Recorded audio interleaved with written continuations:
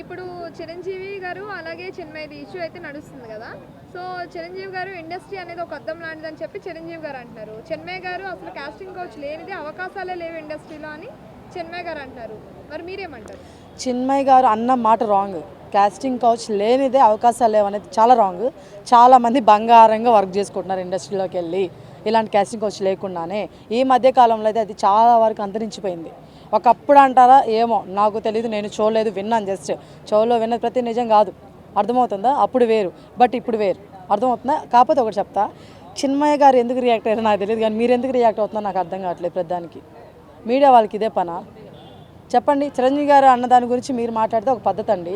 ఆమె రియాక్ట్ అయిందని చెప్పి మీరే లేపి దాని గురించి నన్ను అడిగి నేను మళ్ళీ మాట్లాడేసి ఆమెను ఇంకా లేపి ఎక్కడికి టాప్ పొజిషన్లో ఆమెను పెట్టేస్తుంది ఎవరు? మనం కదండి. ఇప్పుడు మనం రియాక్ట్ అవ్వకుండా ఉండి మీరు రియాక్ట్ అవ్వకుండా ఉంటే ఆమె విషయాల గురించి ఇంకోసారి రెండు ట్వీట్లు చేస్తుంది, నోరు మూసుకొని ఉంటుంది.